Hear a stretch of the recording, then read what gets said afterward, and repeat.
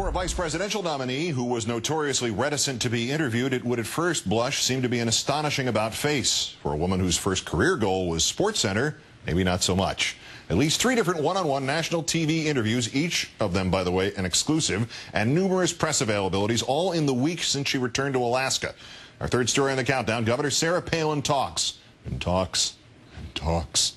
On Friday, she told our Alaska affiliate that the RNC clothing had been picked up by a staffer. Over the weekend, she told Fox it had all been sent back. Then Monday, after her father revealed that the governor had spent Saturday sorting through the clothing, she elaborated on the story to our Matt Lauer. We don't have any of the campaign's clothes in our possession, and it was never anybody's intention to keep those borrowed clothes from the RNC.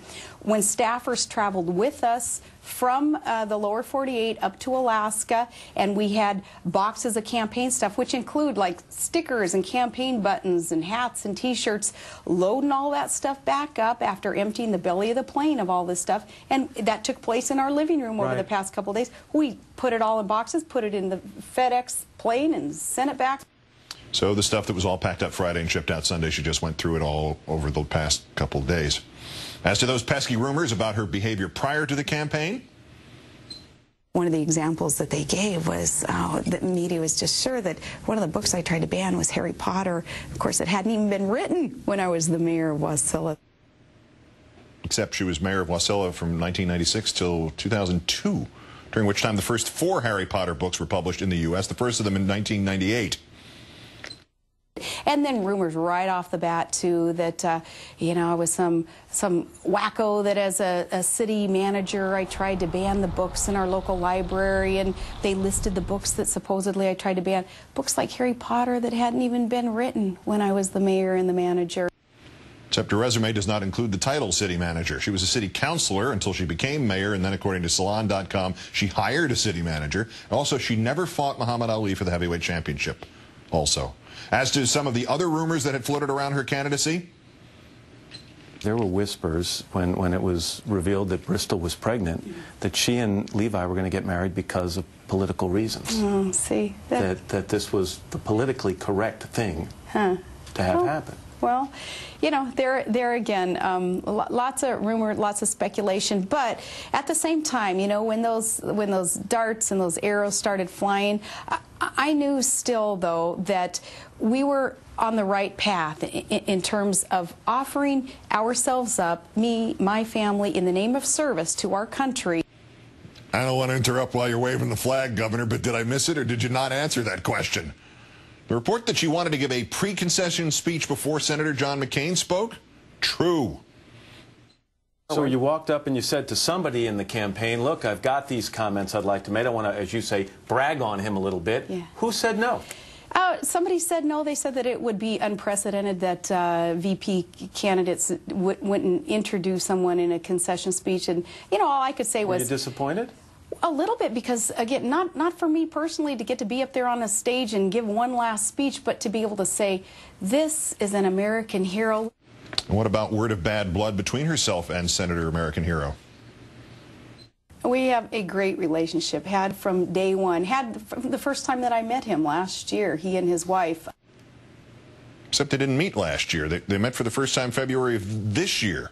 All right, how about their relationship over the past 2 months? Never once was there any inkling of tension between the two of us. Perhaps within the campaign there were campaign staffers who... Well, describe that for me. Who was butting heads? You know, I don't even know. That inside baseball stuff regarding the way a campaign works on that level, I certainly didn't get bogged down in any of the potential skirmishes. Inside baseball stuff, a recurring theme for this governor. SportsCenter, I keep telling you, SportsCenter.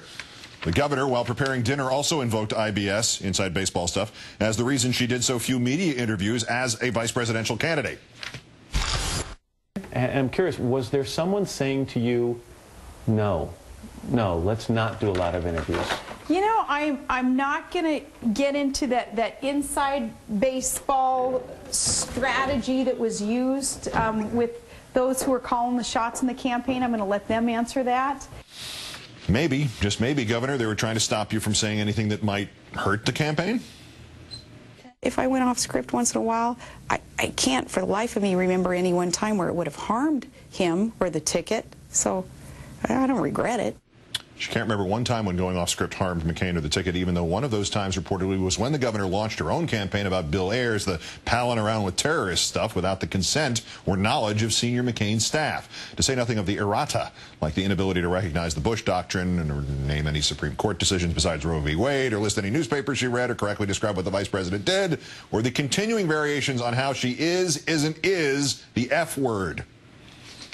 Sometimes, you know, I consider myself, too, as a feminist, whatever that means.